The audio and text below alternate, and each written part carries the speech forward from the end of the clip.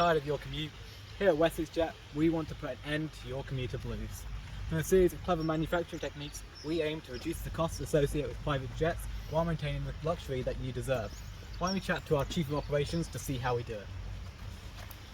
Aircraft travel is expanding massively, thus so is fuselage manufacturing techniques. Firstly, major components are made into sub-assemblies using a static assembly line.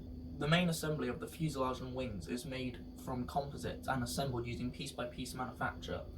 The fuselage has a copper wire frame around which the carbon laminate is laid, protecting it from lightning. Using spray layout for the composites allows the resin and chopped fibres to be set around the copper frame on a mould, ensuring consistency and quality. Using a multi-fitter station allows us to assemble major components of the fuselage efficiently whilst examining and performing safety checks. By keeping our aircraft stationary, it allows for the joining and riveting of major fuselage components and building from the ground up. These approaches lead to a higher quality, lighter, stiffer, and most importantly, safer design. We apply that same mindset to our turbine blades. Our Chief Technology Officer is at the Siemens plant right now. Since the late 1980s, the pinnacle of gas turbine manufacturing has been the inclusion of single crystal turbine blades, with Rolls-Royce leading the way. These are made of a nickel superalloy situated immediately aft of the combustion chamber.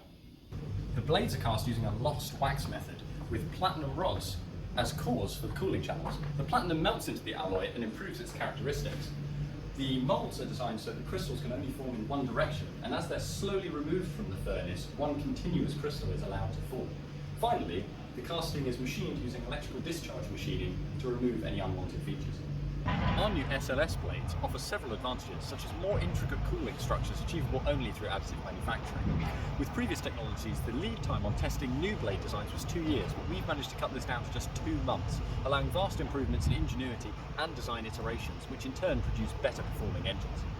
Additionally, there's a substantial reduction in tooling costs, as a single SLS machine can produce many different designs, while reducing worker error.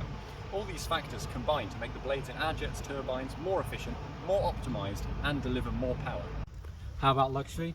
Well, why don't I let our world-class interior designer tell us a little bit about his process.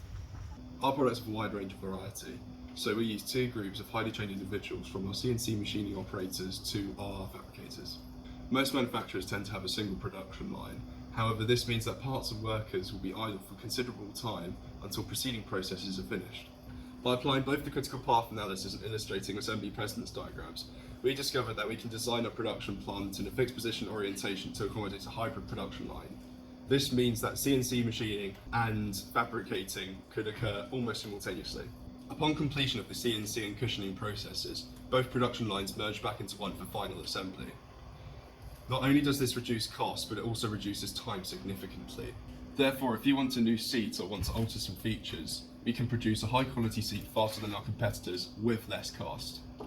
Well, I'm sold, and if you are too, then do back our Kickstarter, like and subscribe for all the latest manufacturing news, and I'll be seeing you soon up there.